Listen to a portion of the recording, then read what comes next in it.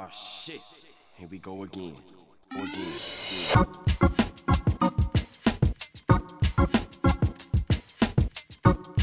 We're supposed to be a unit. Sigma unit.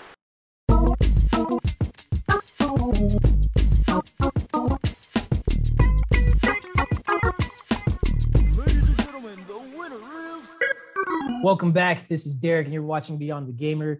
Today is Monday, December 13th, year of our Lord, and we are all here to pretty much get back into whatever we talk about when we have nothing else to talk about.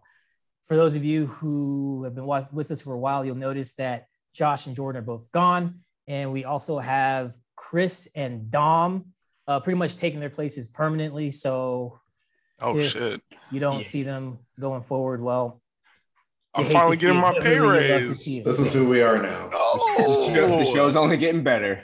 Jeez, thank goodness. I don't know about those two guys. They've been voted off the island.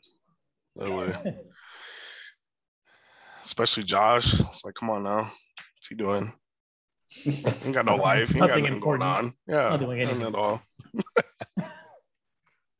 I knew what's he was up? just a radio voice. He wasn't an in person, you know. On That was screen. Yeah, he's not on screen. Yeah. Yeah. So I know. Wait, do we upgrade who's doing the editing now? Got some great editing. No, duties? he's still our Oh, that's editing Josh. bitch. Oh, okay. Yeah. All right. Well, I guess he has that. So He wants to now be- he's that guy that gets camera 4 and he's like this. Yeah, he's that guy now. Let's every once in a while show our cast that does everything, but we don't want to see him. That's not saying it'll be different angles of Josh. Yeah. So wait, what's up with y'all though? What else has been going on? It's only been a week, but well, except for Chris. This is the first time me and Chris together on the show. Yeah, that's kind of cool. It's been a Black while. people unite. It's been a while. We're finally the majority. Yes. Yeah, God. yeah, I'm all for it. Yay. Chilling. Well, we started talking about it before we got on air, but Halo, man. Halo's back.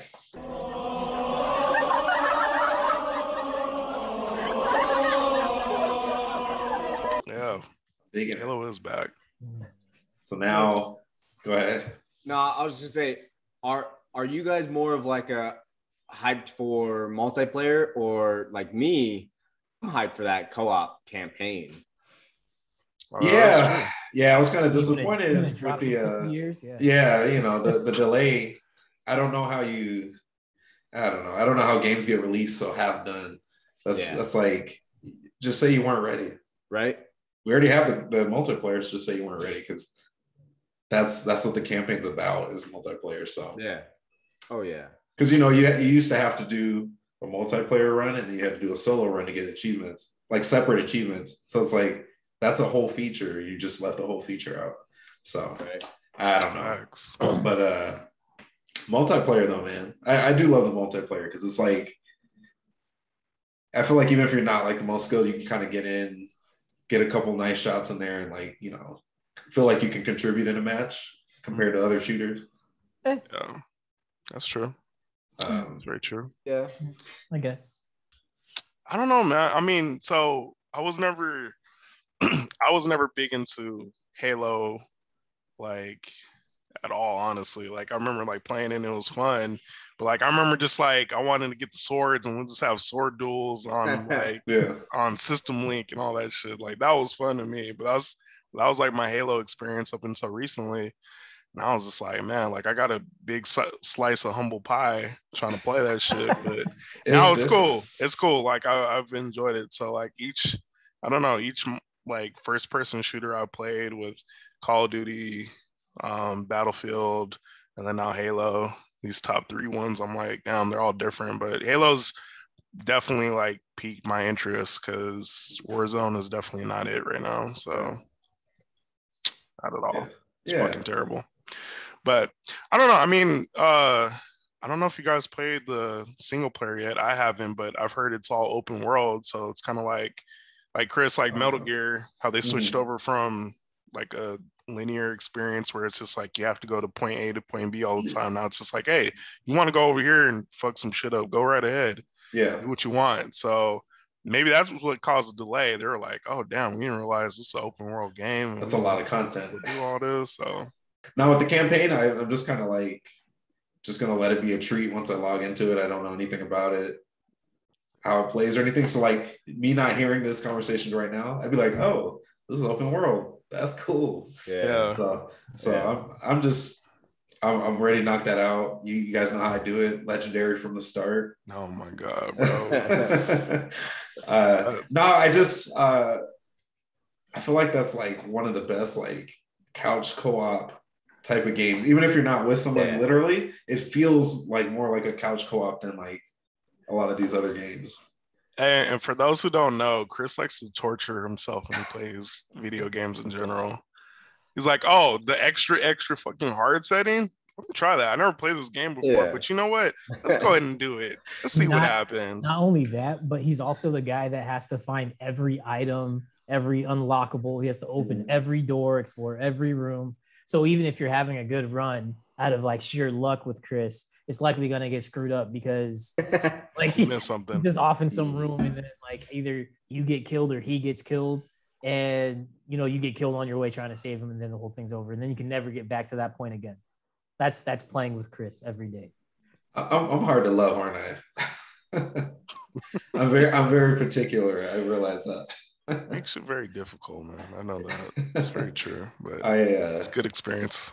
I try to squeeze the last little bit of juice out of everything. And I got the squeeze. So I feel like it helps with not even the longevity, but I feel like I have more of an experience out of it. Like if you did the Halo campaign on easy and blew through it in like whatever the minimal amount of time is possible, it's not as memorable as like, damn, I finally got through that elite brute, whatever, paladin. You finally just to do it all again and again and again. And no, fuck that. No, hell no. I mean, certain games, it's cheesy. It's cheesy because like you literally can't get hit but once. Good like question. I got a question now. Go ahead. What's hard? What is the hardest game that you guys have ever played? Dark Souls. I mean, Dark Souls is difficult until you get the mechanic, and then you figure out how to get through that portion, and then you get a new mechanic and get through the next portion. But games that like honestly, like any game from like the 90s, like they weren't made to be beaten really. So like I don't even know, like R-Type, like who got to the last boss on R-Type? I never even played that shit, so I don't even know. Never even heard that game. It's the one where you're the ship and you're like do, and then you side scroller ones, and then it's like shooting. Oh yeah. Nah. Never. You get pretty freaking far, but even Mario. Everybody loves Mario, who's actually gotten there without doing like all the world skips. It's tough. Who's ever beaten the freaking Aladdin game? Oof. The Super Nintendo one? Yeah. Not without cheats. Not without cheats. No. All right. Mine is Contra.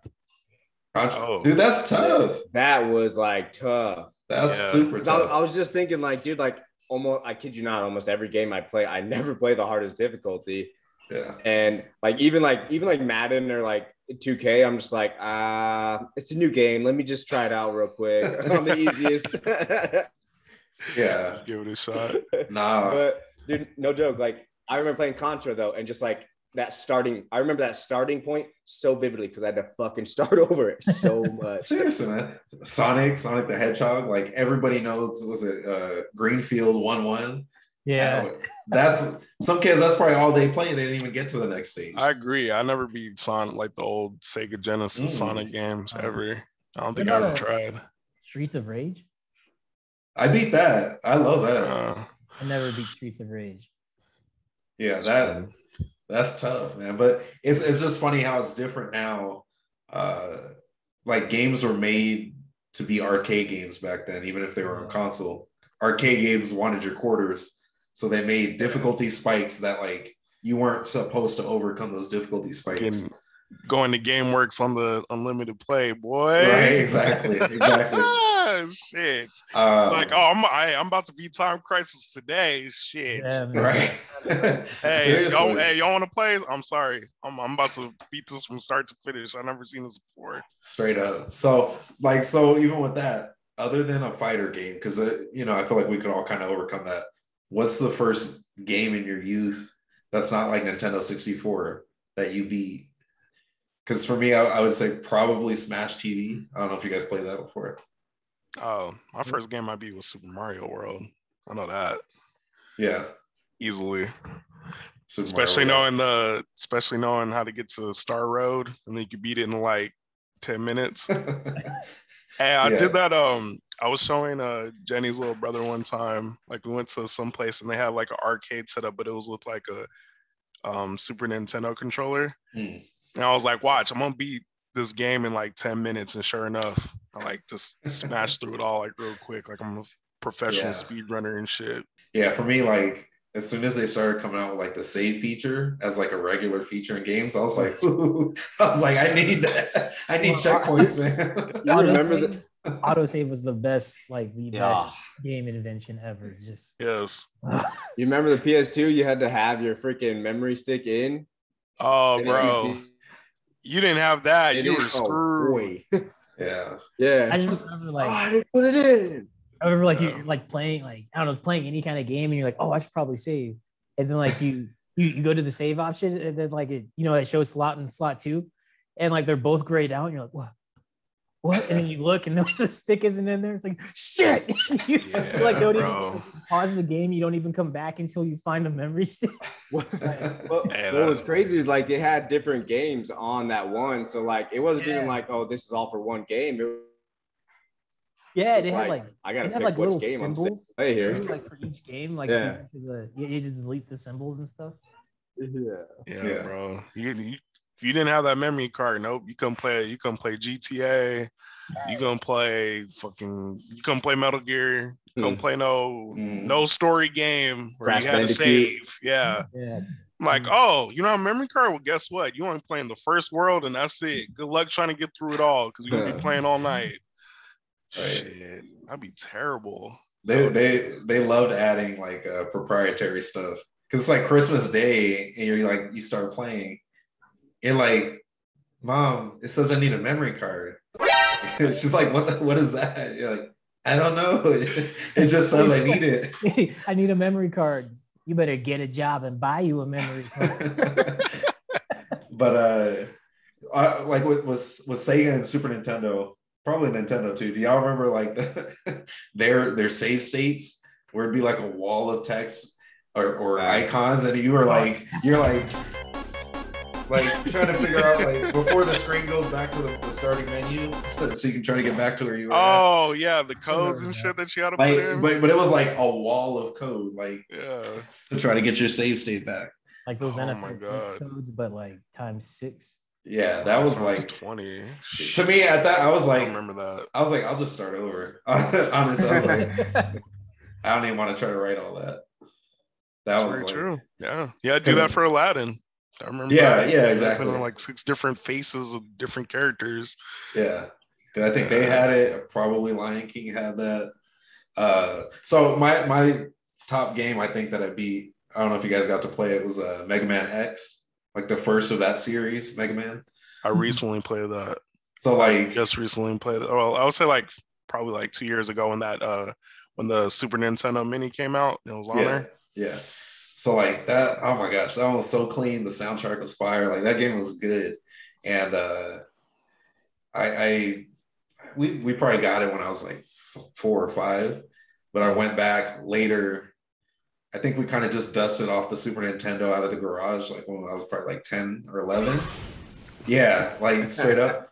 And when I finally beat Sigma at the end of that, I was like, oh my gosh, like that was the most epic like victory I've ever had, because it was like everything just played out right. His little balls that he's shooting were just in the right spots that I could avoid it. Like once I beat him, that was like, I am now a gamer. I'm not just the little brother watching my older brother beat everything. Yeah. Because most games I saw him get beat, but it wasn't me the one beating it. I was just sitting in the back like, all right. Yeah, this is awesome. I like this. It's cool. Then you Well, get to when I- play and you're like, oh, okay. Yeah, I was like, oh different. man, this is not easy. So like, yeah, when I beat that one, I was like, okay, I can do this. Oh, well, what was Dave? Dave, what was your game that like the first game you beat that was like, yeah. Honestly, I don't really, I don't know, man. It's been so long. Like I'm not fully about like, campaigns Yeah. anymore. But I think honestly, I'd have to say Halo maybe like the one campaign, one of the few that I really vividly remember and probably enjoyed the most, just because like I think I said before, but like, dude, high school playing Halo like co-op with all you guys, just that was just the funnest. The funnest, like that's what like Halo means to me, like playing the co-op, playing Forge mode, just messing around and just but I think the gameplay of Halo, the story mode was just like, I don't know, it was that aspect of like how Chris, legendary mode, like even not on legendary mode, it's still it can get you. Remember the first time going against the Flood, right? Crazy ass like, what is this? No, honestly, my favorite feature with games, and it sounds like you guys probably don't like it as much. I absolutely love when you beat a game and it says like New Game Plus. Whew. Like when you get to carry something dark side over from your previous play state.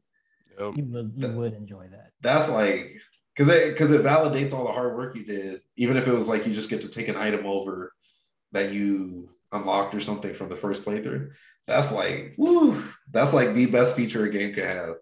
Chris, you're losing Dave over here. Dave's like, muted Dave. Yeah. All right, me and Chris are the total opposite in campaign game. The total opposite. I never do the hardest difficulty. I'm just trying to have a good time, learn the story. Just like, hey, I'll have a little challenge, but like nothing crazy.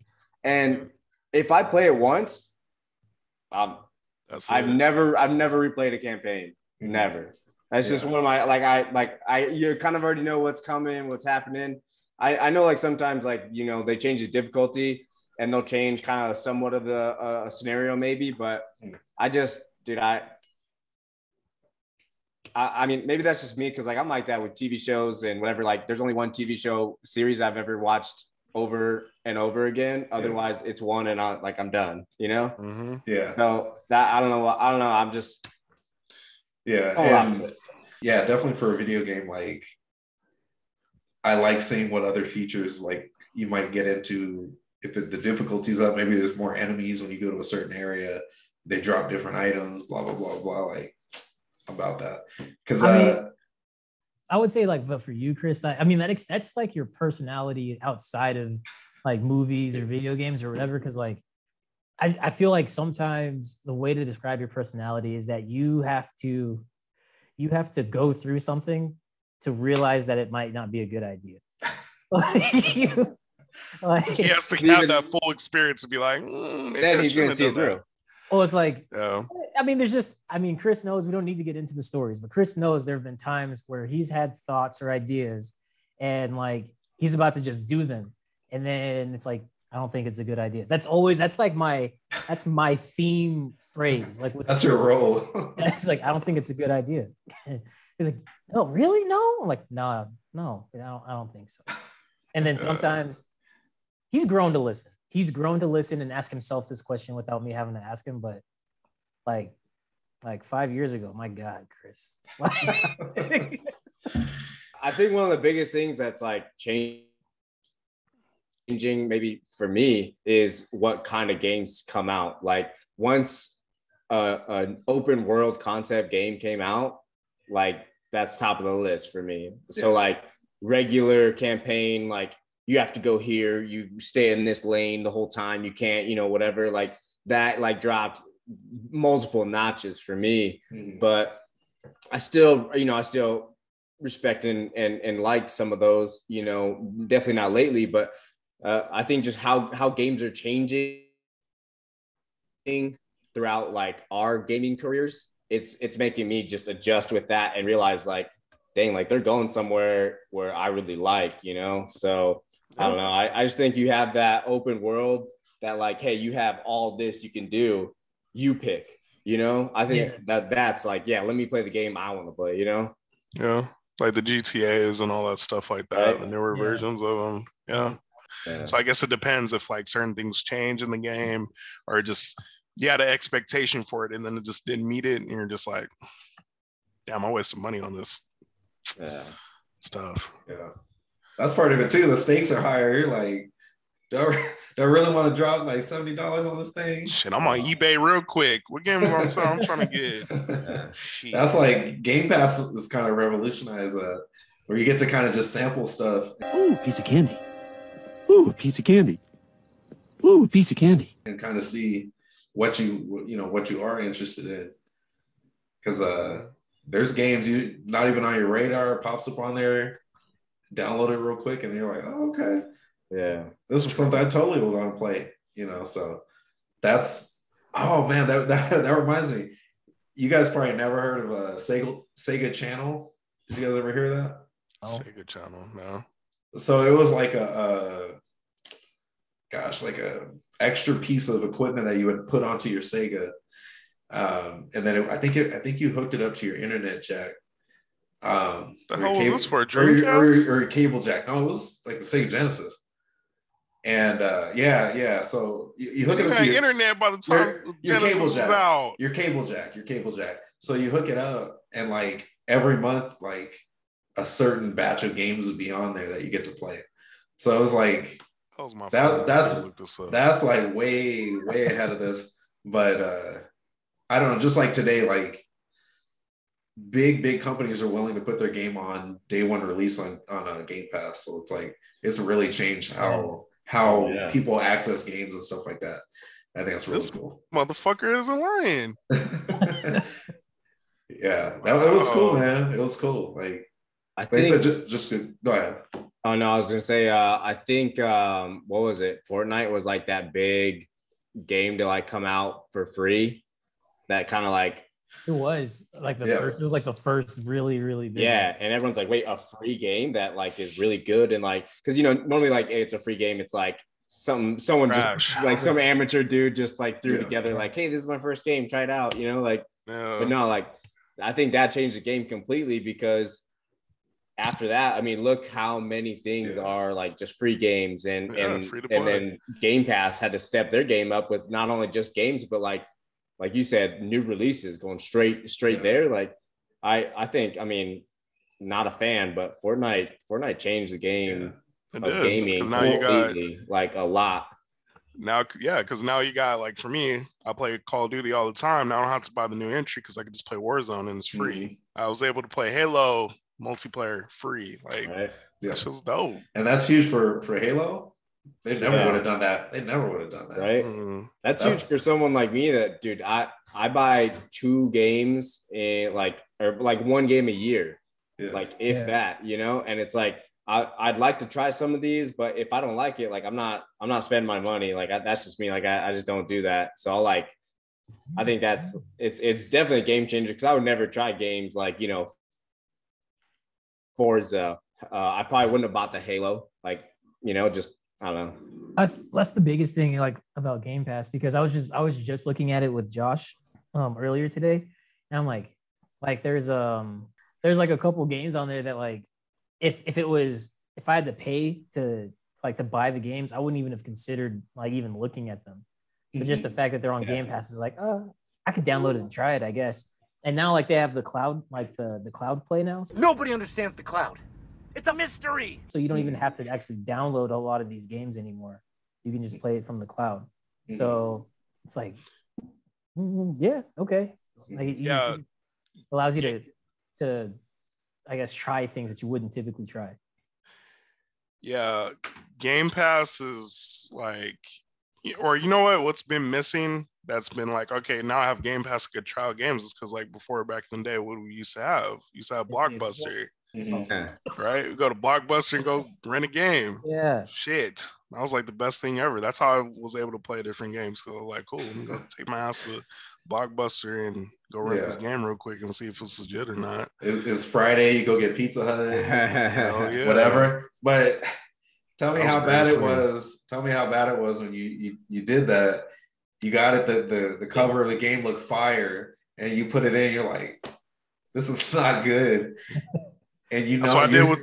Hey, that's what I did with Sekiro because And I you- had GameFly yeah. and I was like, let me get that real quick to try it, and it was terrible. I'm like, cool. I'm glad I didn't buy the shit. Yeah. Send it So- back. So you're like a 10-year-old kid. You begged to rent this game, and now you're stuck with it for the next 5 days, and you don't even want to look at it. And you don't want to tell your mom you don't like it because she's not going to want to get you, take you for the next one. That was like, whew. You had to really you had to be real selective about what you chose to get. I don't know, Derek. I don't know if you got to do a lot of Blockbuster stuff, but I had to get a job and get my own Insert sad song. No, Yeah. no. I was just doing a lot of chores. The only one who, couldn't relate to any of my friends because, they all had fun stories about the games they played. And I was just talking about the time I slaved away in the backyard to get $3. Yeah, I remember those days. yeah.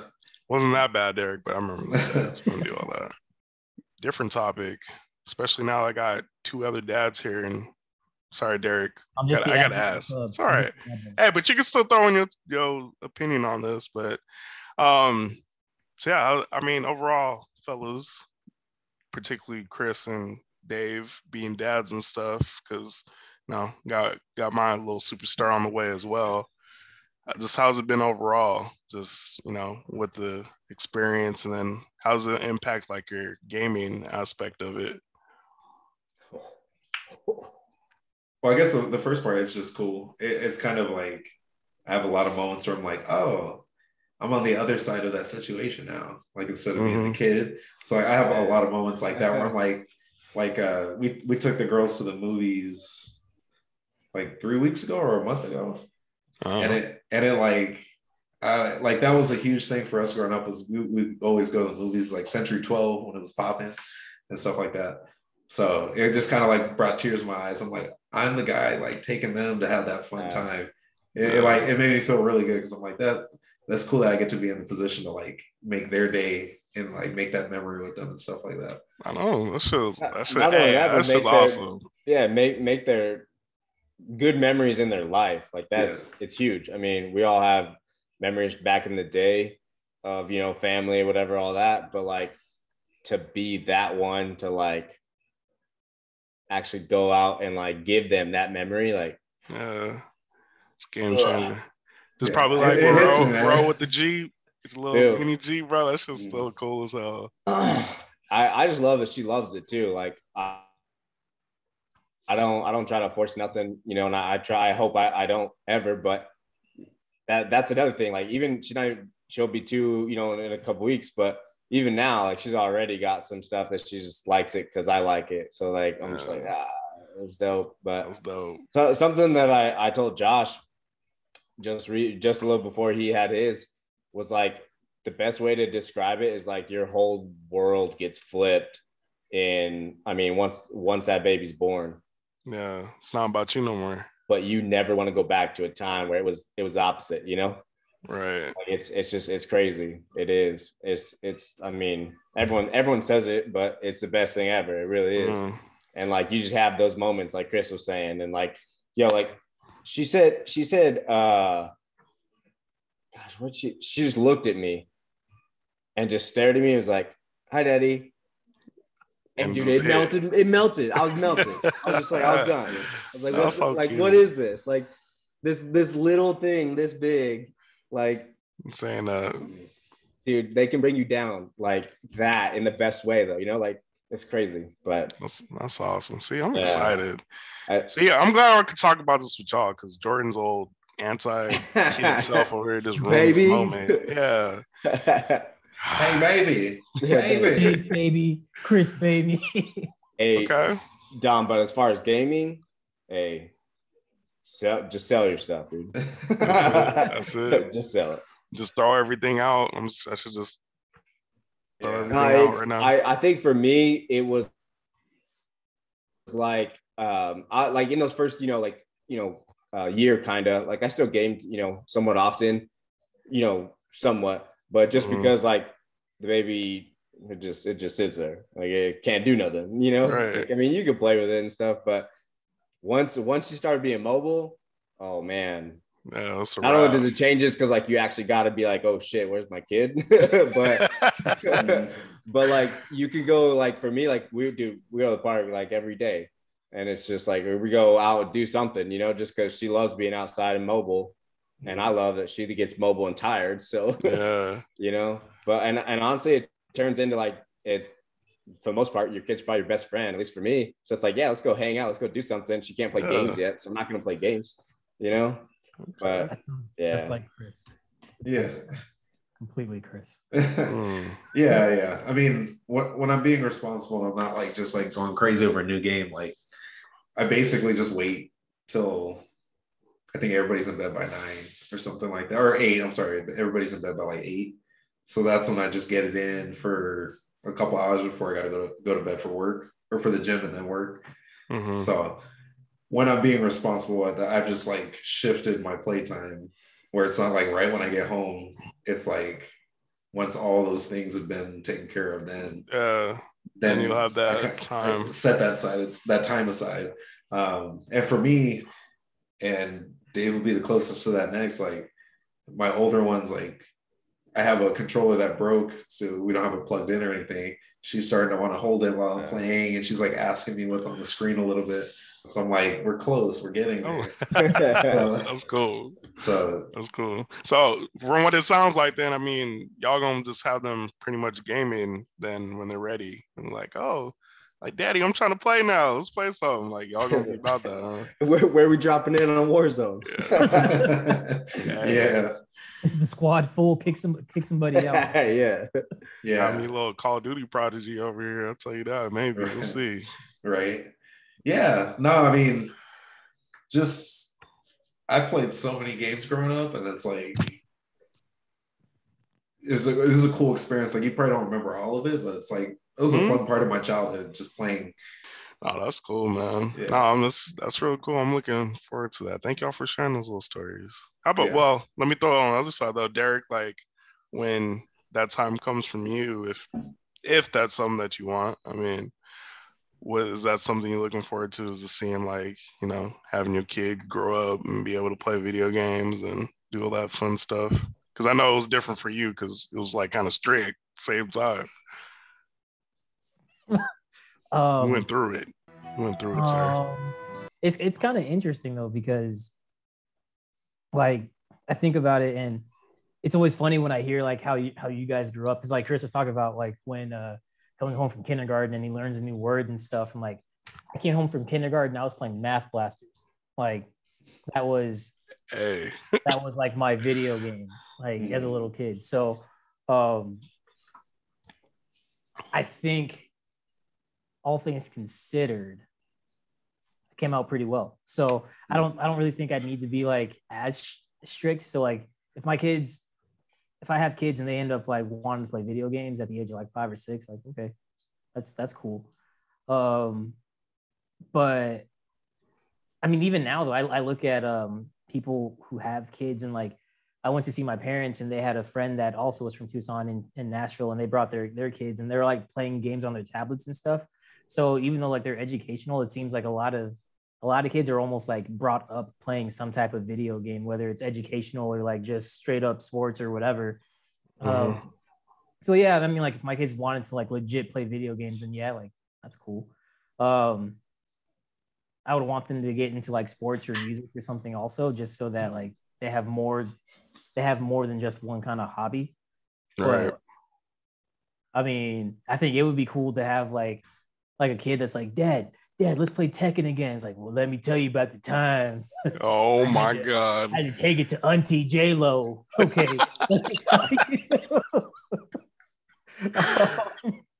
That shit never happened to, so your kid will get the truth at some point. Oh, so never be Auntie J-Lo. I mean, nice. but that would be the thing though. Like if you think about it, like so for you, or actually for all of you, if your kids end up, growing up and they like playing video games, and they like playing video games where they're competing against you. And, like it always progresses to where they can't do shit against you. Right. Like, and then it gets to the point where like, they're so bad at it that you have to you consider letting them win. So you let them get kind of close. And it's like, First off, there's my normal state that I'm in right now. no, screw them. Then you beat them real quick. But then like, as time goes on, they start getting better at games and they start getting closer and closer to beating you. Then there's my Super Saiyan form.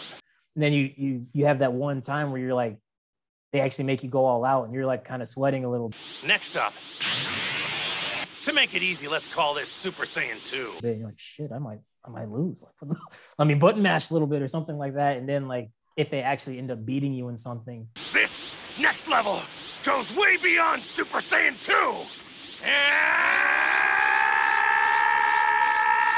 and I feel like you sit back and you think about like the progression of how they used to be so bad and they couldn't do anything like to stop you at all. And like, they actually like beat you on purpose.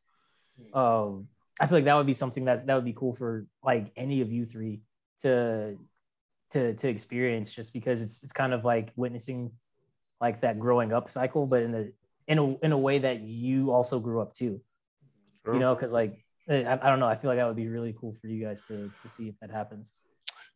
Yeah, well, I guess it's different though for us, so for our generation, right? Because like my parents, my dad's like extra old, so he never got into video games. But at least my mom like introduced me to games and stuff, and she was my player too, so that's how I got on like to all the games really. But nowadays it's different because now you got like these 10-year-olds like doing the most craziest shit on like Fortnite and all this other stuff. So yeah.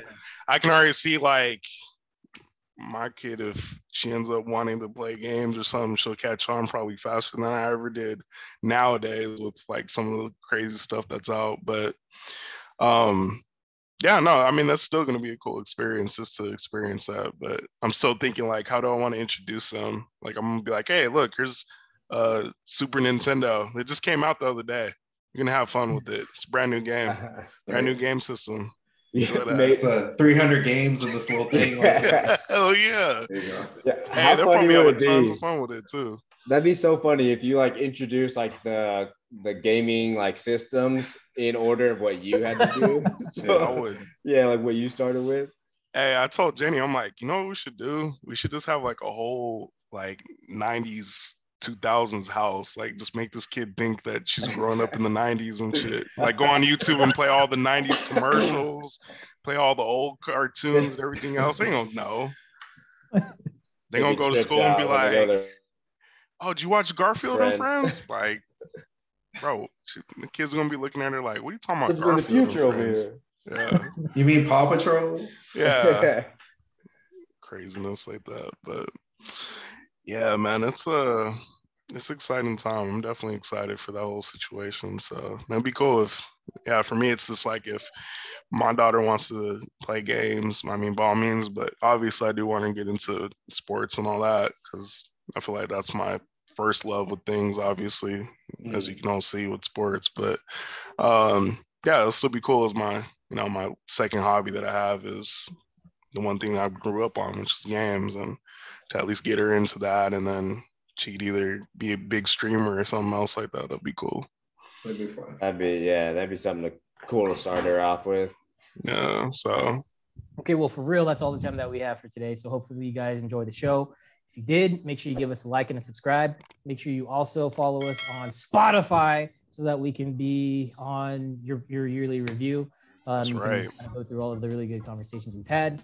But yep, this is Derek, and I'm here with Chris, Dom. Whoa. This is Beyond the Gamer. You guys have a joshed up day. Take it easy. Ladies and gentlemen, the winner is... What the fuck is happening in here? You hear the whole time, Josh?